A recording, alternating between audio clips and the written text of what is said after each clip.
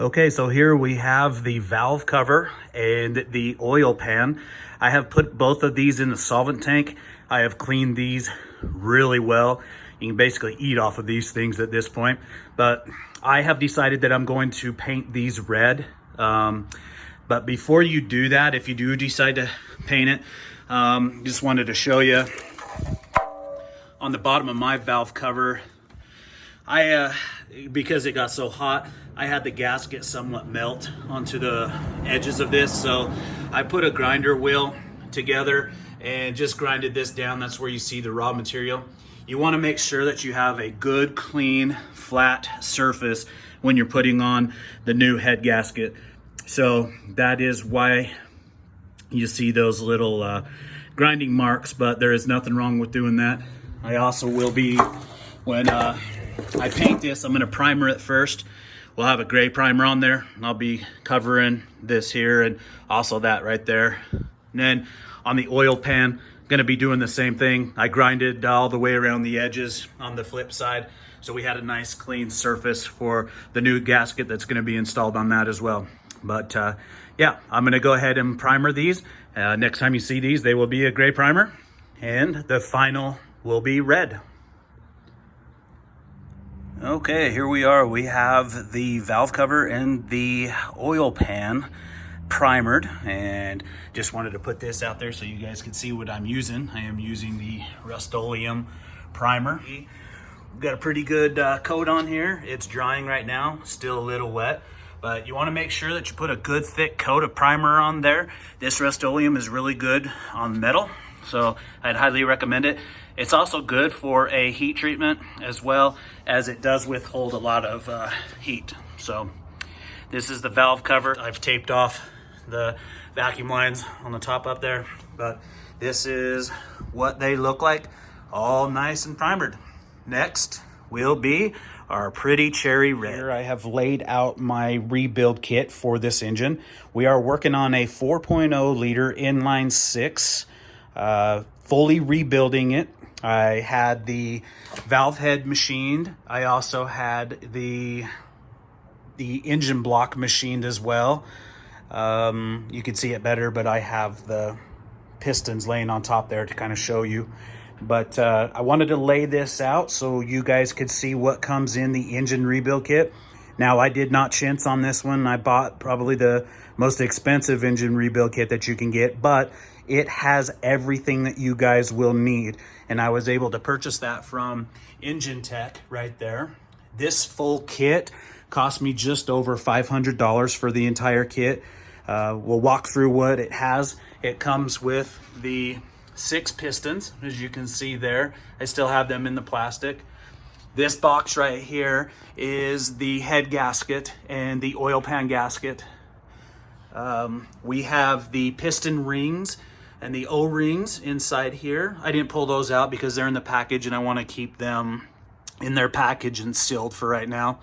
It comes with a brand new oil pump. Here are your bearings. You have additional bearings right here. You also get a timing chain, the sprocket and the wheel. More bearings, your engine plugs. And that's basically it that you get in the rebuild kit. Now, what you see over here is some additional items that I am installing. These are some upgrades here. This right here is just a T-stat with a vent in it. This is a 180-degree T-stat. This here is a high flow T-stat housing. Now, what's nice about this is a high flow, as I mentioned. This hole here is much bigger than your standard T-stat housing. And why this is important is it allows more flow through the system. And as many of us know, overheating is an issue with XJs, and so I wanted to just eliminate any and all possibilities of that happening again. And then I opted to go with a brand new distributor. This is a Crown distributor. You can buy these for just about $180, top of the line. And what I am going to connect up here is the live wires. which again, live wires are kind of your top of the line distributor wires. They have low resistance, high heat capability, up to 1400 degrees. You'll see those in the install. Picked up this T-stat housing. This is also Crown. This is the high flow T-stat housing. You can pick these up for about $36. And then I picked up the Crown T-stat, and this here was $34. A little bit more expensive than most of them, but I wanted to get top of the line. Since we were going to go through this whole thing, I might as well get the best that I can. Okay, so what we're doing right now is we are going to measure each one of these pistons, the piston heads here, to make sure that they match our new piston heads. It is very important that you number these pistons 1, 2, 3, 4, 5, 6, so you know which hole that they go into. So these have a certain specific way that they need to go back into. So make sure that you mark these. That is very important. But right now what we're going to do is we're going to use our calipers, and we are going to measure one of these heads here. And I've already done this, but you want to make sure that they all match. So what we're going to do is we're going to measure right here. You slide this on here.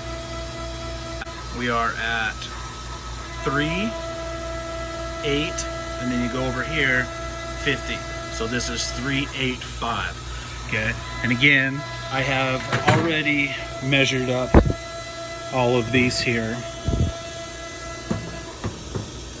Over here on the paper, I've marked them down. Here is the old. They're 3.85, 3.85. Every single one of them are consistent. Now, when I measured the new piston heads, these were slightly smaller. The only reason why they were slightly smaller, but I did put equal on there because you do have a tolerance level. We are 5 thousandths off, but I can tell you that if we clean these edges right here, because there is a little bit of gunk that is on that, if we were to clean those edges, we'd probably gain that 5 thousandths back. So we are good and clear. But again, you want to make sure that you measure each one of the pistons, make sure that they all match, and then measure all of your new ones and make sure that they match as well. And then here is our rings. We've got the oil rings and the piston rings right here, and we'll be installing those here pretty soon. All right, so our next step is we are going to be honing these cylinder heads, and we have this tool right here. And welcome back, Tyler. Hey, my friend. So what we're doing is we're actually going to be deglazing and cross-hatching the cylinders. So what we want to do is we want to put the same factory size back in. We don't want to actually take any material out. But if we don't deglaze them, then the new rings won't break in, and then it'll just blow by, and you'll have oil in the cylinders, and you'll have exhaust gases and stuff going down into the crank side of things. The proper way to do it is there's 2 different ways. You can do it with one of these guys. So this is a stone hone, so a 3-stone hone. Put it in. This is basically the same style that they use when they're doing it if you take it to a machine shop. The other way that you can do it is with a dingle ball hone. The dingle ball hones work really good, but they take a lot of material off really, really quickly, so you gotta be very careful about how you use them. So all we're gonna do here is we're gonna take a bunch of WD-40. We're gonna make sure that it's completely soaked in WD. Can't get enough, can't get too much in there.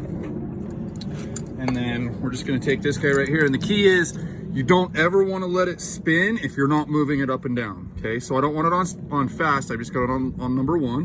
What I'm gonna do is before I let this go, I'm gonna start the drill, and then this thing's gonna be going up and down the entire time. Okay, so as I let it go, we're gonna be doing 2 things. We're gonna be going up and down, and it's gonna be spinning. Okay. You never want to stop going up and down as it's spinning. Okay, and what we're going to do is once we get to a specific point here, we're actually going to pull it all the way out. We're not going to ever stop it. We're not going to ever let it give us a round deal. Let me grab a rag. So there's two kinds of grooves that we don't want. We don't want vertical grooves, and we don't want perfectly horizontal grooves.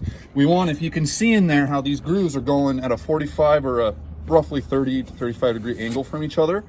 We just want to keep moving them. We just want cross hatching, and we want to deglaze that cylinder. So that's not quite there yet. I'm gonna do this one just a little bit more here. But we want plenty of lubrication. And you, like I said, you always want to make sure that everything's spinning and moving up and down all the time.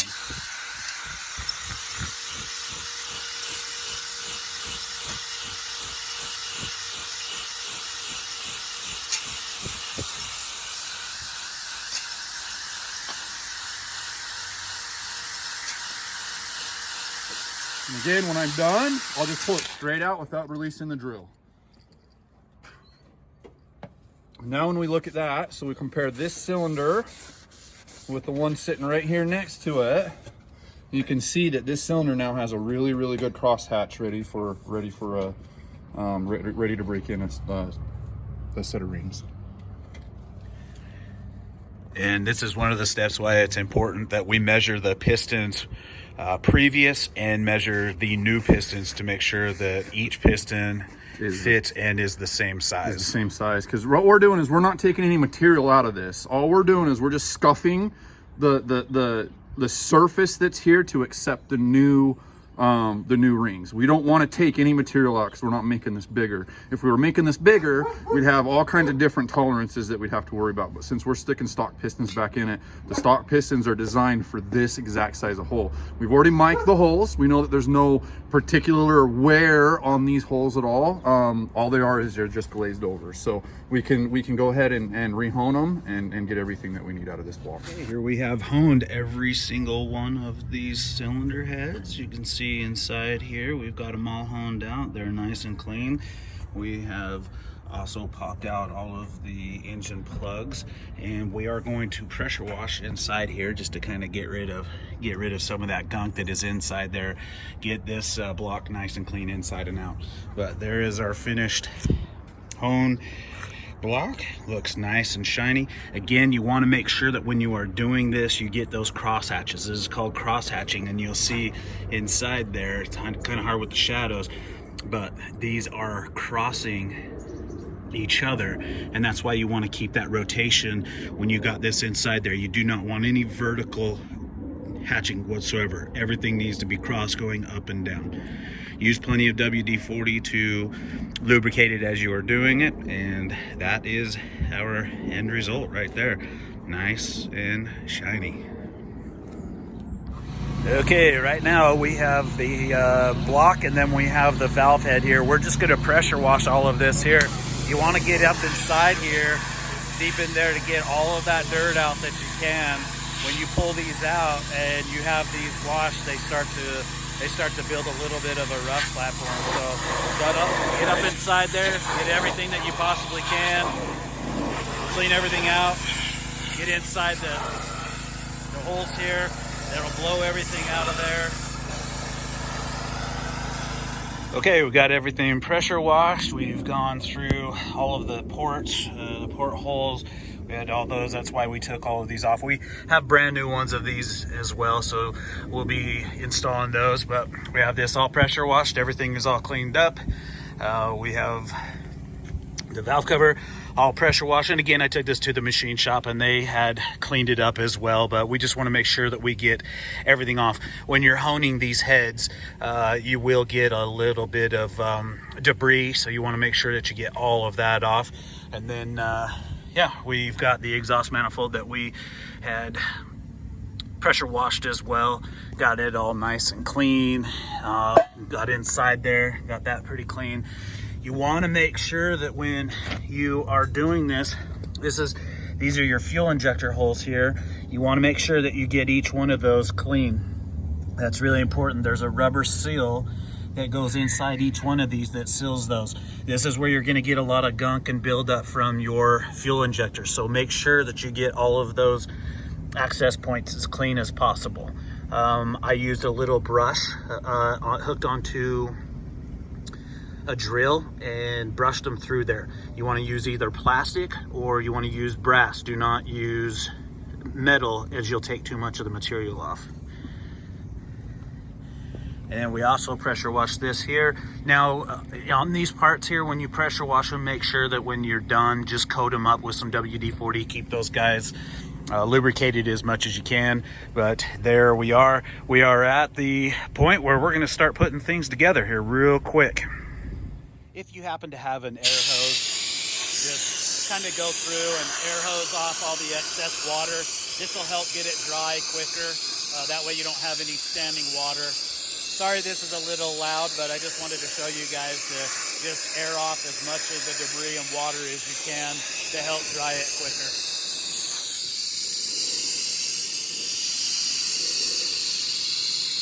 So we are on the valve head at this point. We are taking off the springs that are over here, and you have two different types here.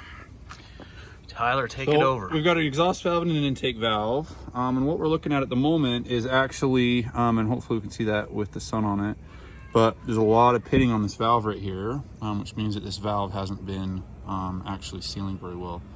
So we're actually gonna go through and relap all these valves and see what we can do to get them to run better. But everything else is good. So when you stick the valve back in, there's hardly any wiggle whatsoever. We need a tiny bit because there's oil that goes in that. So we want a tiny bit of oil in there, but there's hardly any wiggle in that guy at all. So that means that the guides themselves are okay. We went to just replace the seals, which are back here on this side. They just popped right out. There's actually two of them that are just sitting inside the valves right there, inside the springs. But the valve seals themselves are bad.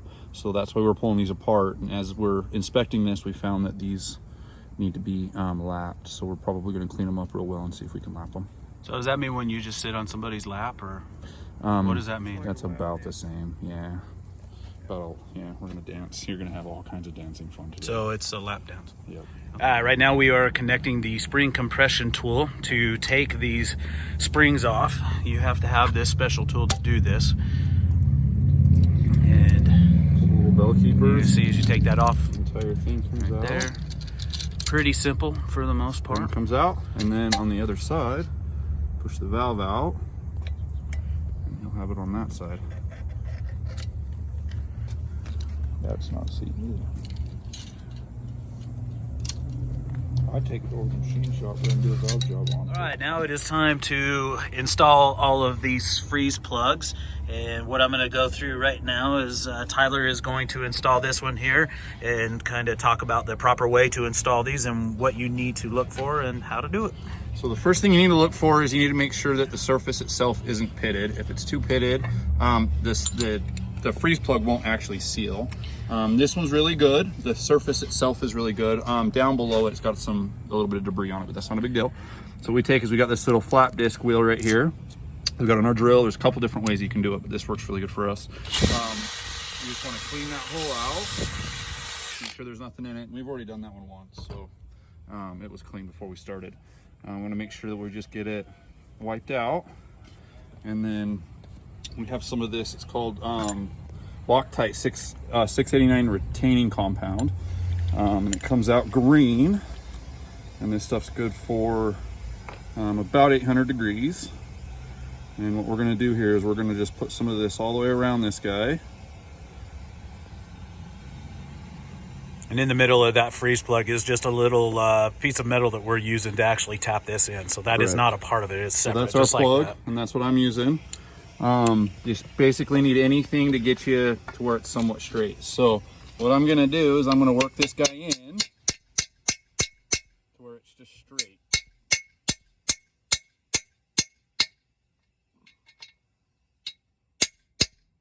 So what we want is we want it to be flush. The very top edge of the plug to be flush with the block is what we're looking for. And the reason why you don't want to, I see a lot of people go in here and tap on them this way. You don't want to tap on them on the outside edge right here because there's a high likelihood that you're actually going to put a flat spot in that, and then this thing's never going to seal. So you always want to do something that pushes it from the inside down so that you're not actually affecting the sealing surface itself.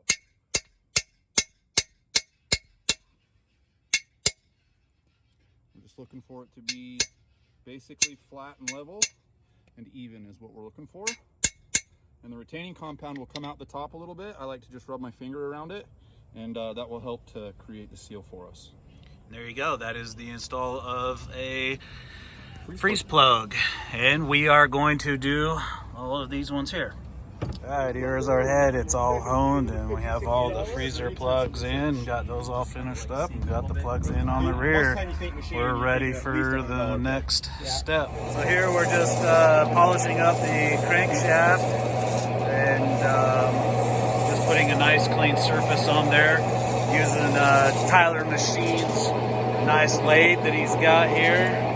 And what are you using to polish that? 220 grit sandpaper, belt paper is what we're using. Just want to clean it up, give it a nice clean surface so when we made it to the bearings, it's got a nice even flow. We're not taking any material out of it. What we're doing is we're making them look shiny. Here we are working on the main shaft bearings, and as you can see, there's a number 7 right here. There's going to be 6, 5, 4. You'll see the 3, the 2, and the 1. You want to make sure that you put these in the order that you took them out of. Inside here you can see the new bearings that we've installed here on these ones, and we've just put the caps on. This is the bottom. So on the bottom of these you're going to see this little opening seal here. Now this one here is our thrust bearing. Number 3 is a thrust bearing, and you can't see it right now, but the way that you can indicate which section is the thrust bearing is there's a little bit of a serrated edge on one of these, and that's how you can tell. The rest of them are going to be really straight and sharp edged. And then once we get this all put in there, we're gonna put what's the measuring? So we're gonna throw plastic gauge. We got the plastic gauge coming right now. We're gonna put the crankshaft in. We're gonna put it all in dry. Set the crankshaft in. Put a little piece of plastic gauge on top of each one of these, and we're gonna crank it down. Torque it all down to our final torque spec, and then we're gonna pull it back apart, and we're actually gonna measure how far that little piece of wax has pushed out. So once we get to that point, we'll make another video. One thing to take note of, you'll see these little holes that are on each one of these here. These are oil pressure holes, and you want to make sure that you pressure wash those out and make sure that those get as clean as possible. You got, I think there's a total of 6, there's 6 holes on there. Clean those out, and then when you're putting the bearings in, you're going to notice these holes. You're going to have to align all these holes up, so make sure that they are as clean as possible. Okay, we have the crankshaft all installed in here, and as you can see down below right there, we have the cam bearings put in. There is a total of 1, 2, 3, 4. Now each one of these are a different size, and they are off by 10,000. So you get bigger towards the front, they get smaller towards the rear. So make sure that you pay attention to the bearings when you're installing these. Here is the camshaft, and then here is the top with the bearings already in it. What we're going to do next is we're going to put in the plastic shear measuring tool. So you put a piece of plastic on the very top of this, and then we put the top on here. We will crank it down, and it will tell us what our distance is. Right there you can see he just put a little bit of that plastic out there, but that's what we're going to put in there. Then we'll crank this all down. That will tell us what our measurements are. He has the measuring tape in his hand. Once that's cranked down and it flattens out, it'll show us what our measurement device is. Number 1. That is number 1 right there. So you can see we put that tape in there. Then we put the top on. We'll crank that down. Now it's going to be important you do it on each one of these, and you need to torque it down to the spec torque. I'll show you that as soon as we get that done. Crank down the crankshaft, the top bolts, just for you guys. 80 pounds of torque is what is required for this. We measured it, as you can see right here. After we torqued it down, there is our measurements right there, and we are right in between 3 thousandths and 2 thousandths. Ideally, I think we want to be as flat as possible. That gives you the tightest seal. So we went through all of these. Most of them were 2,000ths and the ends were 3,000ths. We're at the point where we're putting the main bearing caps on. Put some assembly lube on the crankshaft. On each one of these, you want to make sure that this is really nice and lubed up. And as you can see here, this is the thrust bearing, but we'll have assembly lube on this side, and we will also put assembly lube on this side here, so you have it on both. You want to make sure that it's over lubed if anything. Crankshaft is installed. We have all the assembly lube on each one of the bearing caps. We have every single one of those in, and as I mentioned before, you'll see on the ends of your bearing caps there's numbers, and on this one it's kind of tough to see, but there's 1, 2, 3, 4, 5, 6, and then 7 on the very end. Just want to make sure that you keep those in that order. It is crucial that you do that. There is the crankshaft assembly. Now we're installing the camshaft, and a lot like all the bearing journals and all of the cam lobes have to have some assembly lube on. We don't want to dry start it. So as you go in, each one of those need to have the lube assembly on there. We've already put the lube assembly on all of these bearings that are inside here. So as we go in one section at a time, make sure that you cover it. You can see using that lube as much as we can. And that will go all the way through to the end here. Starting into the second bearing, we got to lube this one.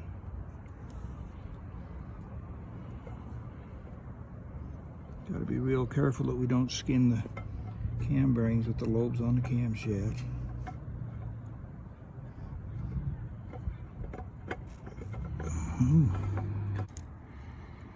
So we're through to the second bearing, as you can see right there. Got past the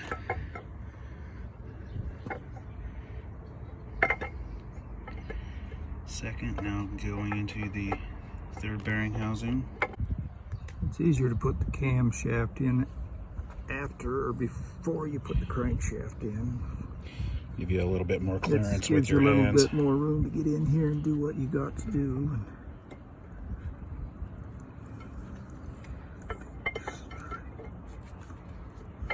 Install the camshaft. We've made sure that we Right don't there. scuff any of the bearings, because if we do, then we lose oil pressure. Yep, you want to make sure that you're very careful about installing this on each one of those passes when you get through to those bearings. Like you said, you don't want to scuff these, lose oil pressure. And also when we have this crankshaft, just make sure that you have plenty of lube and you crank it down. Each one of these bolts is 80 pounds per factory spec. All right, just installed the timing belt, and one important note that you want to make sure of is you can see this mark right here, and you can also see this mark right here. These two need to be aligned in this direction. This is important for the timing. We're also going to have a couple of other adjustments that we're going to go through, but timing is very important, and those two notches you need to make sure are aligned. Here is the timing belt or chain cover. We got that assembled on there. Tyler right now is putting on the oil pump. Tyler? Yeah, so anytime you rebuild an engine, you definitely want to replace the oil pump. It's just cheap insurance to make sure that when you put it back, or when it goes back together, that everything works, you know, the way that it's supposed to. Especially on a reman engine like this, where we didn't take any of the tolerances out, because everything was within the specifications of technically being, you know, straight and everything where it's supposed to be. So we didn't remove any materials, so we didn't add any sizes to any of the bearings or anything, which means that they're probably the you know, the higher end of what their tolerance level is at, which means that we need a little bit, we need to basically make sure that our oil pressure is up there. So you always want to make sure that you put a new oil pump on. The oil pump itself is incredibly inexpensive.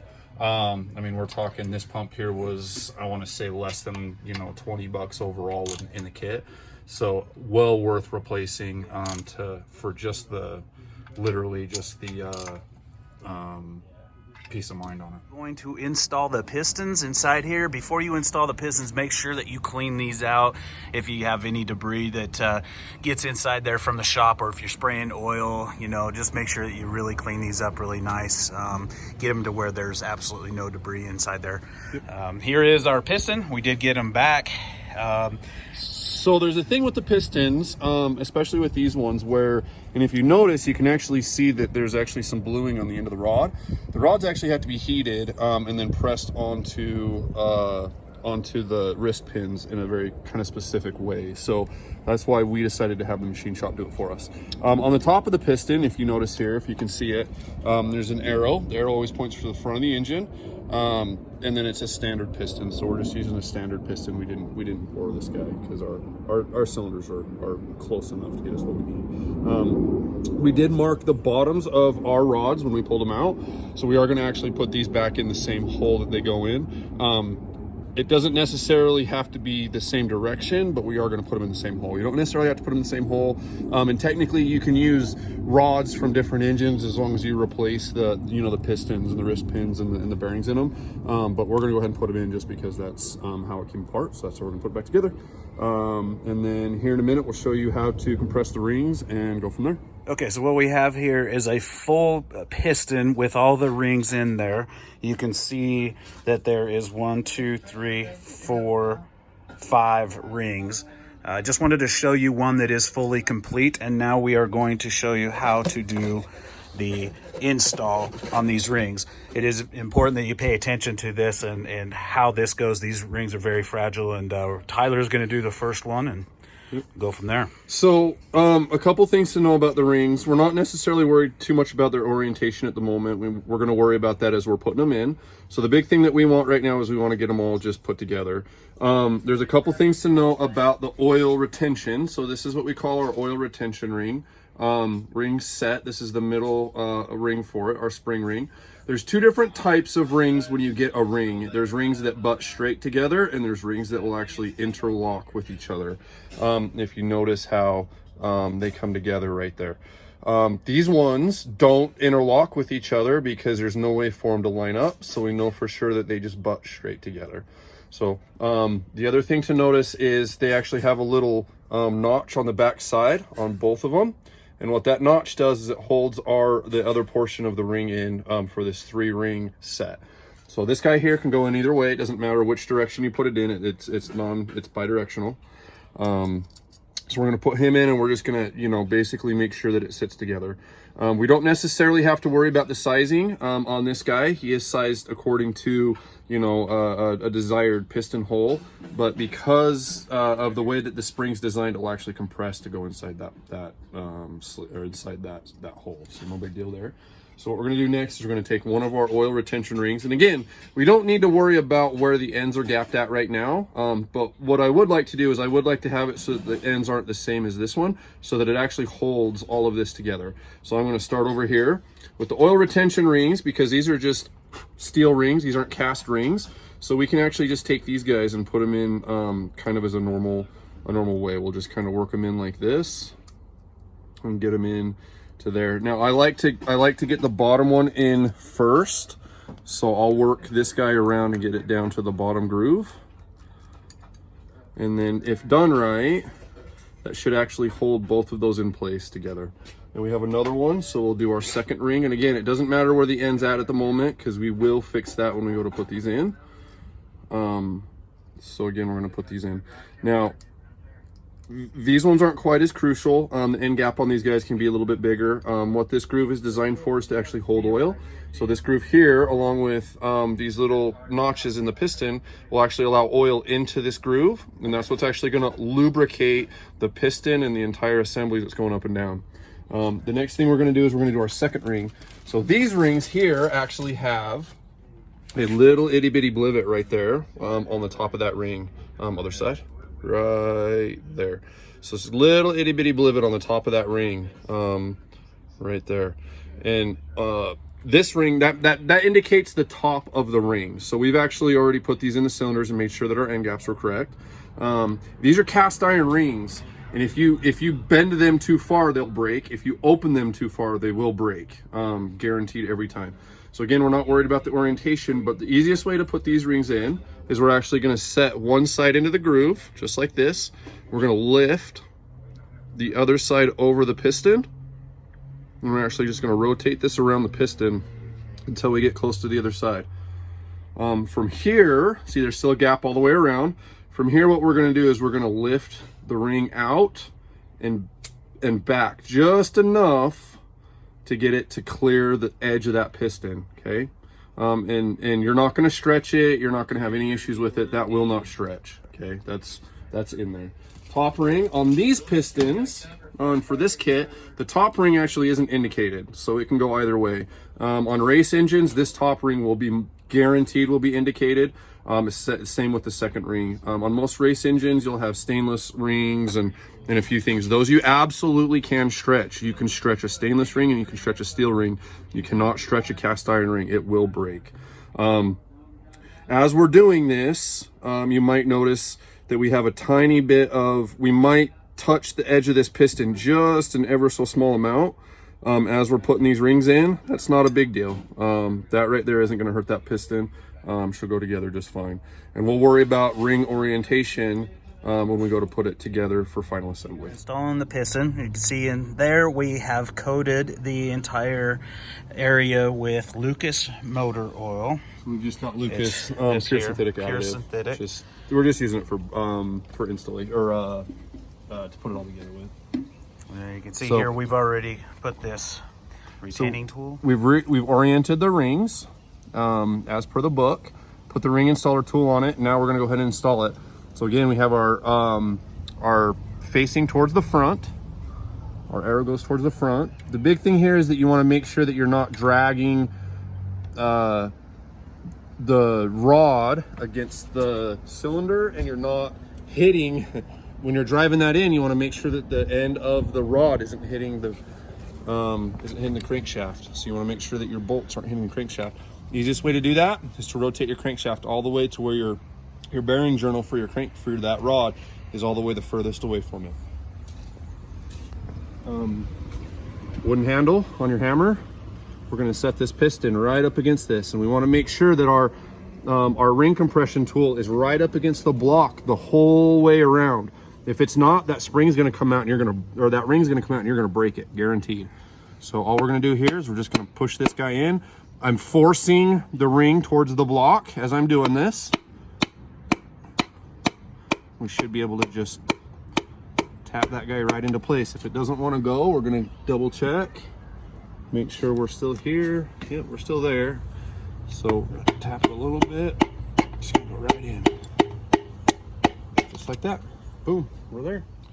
So now we're gonna come around the back side, and we're gonna actually hold our rod up as we're still pushing our piston in from the other side. And it's gonna be a bit.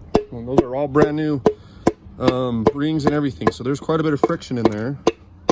And I am just using, again, the wooden part of the hammer. I'm trying to keep the rods from, or the studs from hitting the journal. I'm gonna get this guy all the way in until it's seated. And we did lube those, so we did put a break-in lube on these bearings. Make sure that we're on the right one here. We are. Okay. All right, we have all of the pistons installed right now. Looks nice, it's clean, looking sharp. Now what we are doing is we have put the other ends on the rods, and we are going to tighten these all down. These ones here, you're gonna have 2 on each one, and the factory recommendation is 33 pounds of torque on these. So make sure that you are doing the OEM specified torque ratings when you are putting this back together. Okay, the next step is to put the girdle on top. You have 14 bolts. Each one of these bolts, the factory OEM is 35 pounds of torque. So make sure that you're paying attention when you put these motors together, what the torque ratings are for each one of the bolts. This is the girdle, 35 pounds. Okay, we have the oil pan gasket on. We have the oil pump all assembled and on there. And this here is our flex plate. We have the flex plate added on there. Just about ready to put the oil pan on. Okay, we have the new oil filter on. We have the oil filter pan on. We have the flex plate right there. Got that all bolted on. And as you can see, we are almost complete on assembling everything before we put it in the Jeep. We've installed the block at this point. This is our new gasket here. And we have put in all of the lifters. You can see inside here all the lifters that are installed in there. You want to make sure that you clean those up, grease them up really well when you put those in. They are numbered as well. So anyway, there we are, and we are just about ready to put the valve head on. And I will be doing a video a little later on the oil pressure sending unit right there. The cylinder head on here. Now we are tightening down all of the head bolts. We've got the strongman doing all of the hard work here. There is a sequence to each one of these cylinder heads here.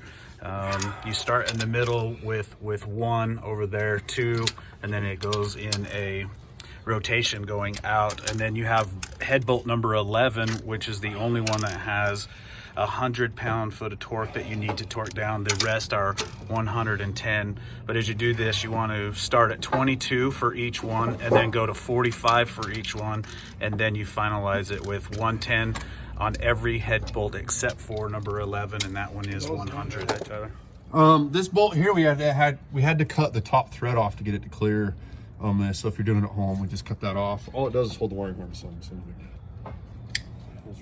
All right, next step is we are installing the push rods. We have 3 of them already put in, and again, you need to make sure that you have these numbered and you put them back in the correct sequence. And you need to make sure that the end that's up is up and the end that's down is down. You don't want to swap these end for end, because after they're broke in, all of these wear in together, so they're all mated surfaces. So if you start messing these up, especially with the lifters, if you put the lifters in the wrong hole, it'll wipe that cam out within a matter of minutes. Tyler, say hi to the internet. Hi, internet. All right, well, here we are with the valve cover installed. We pretty much have everything put together. There are a few things that we have left. We did skip over just a little bit, but I think you guys pretty much get the gist of it from here. What we have left, we just have to connect our fan. We have to connect the air conditioning unit. We have to connect our air intake, and then we just got to connect up to the radiator. We have the final install on my 1999 Jeep Cherokee XJ. We did a full rebuild on this 4.0 liter inline 6. Painted the valve head, as you can see there, in a nice red. I've got some red wiring that I'm putting in there, which is the live wires. I also put in a spacer for my throttle body. We have a brand new T-stat housing. This is a full flow T-stat housing, and I'm going to do a video on that one later, but I did put a full flow versus just a standard flow T-stat in there, put in a brand new water pump down in there. We still have the new power steering, but yeah, we've got everything put together, and we are going to start her up right now. Here is the true test. Let's get her started. Turn the key.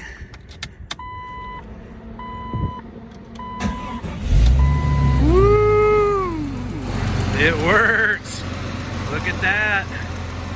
That is our brand new rebuilt engine. Sounds really good. Everything is all connected up. Let's give it a little throttle here.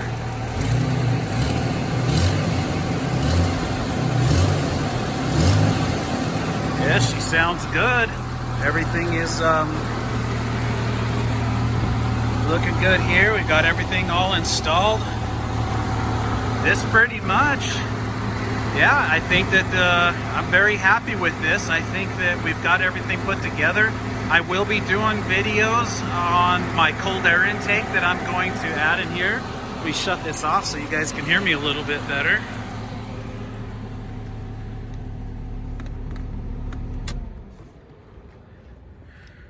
So I am going to be doing a video on installing a new cold air intake, which is from here all the way through here.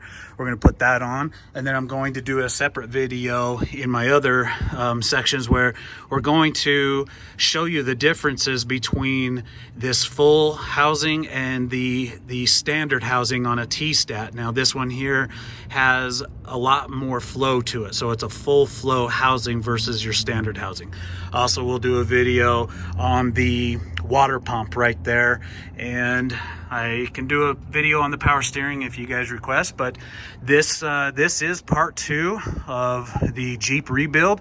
I really appreciate all of you guys watching. If you guys have any questions or would like to see any other video content, please let me know. Comment in the comment section. And I appreciate all of you guys watching this. And if you know anybody that can take from this, please refer them to this page, subscribe, and I will show you guys more videos to come. Thank you very much.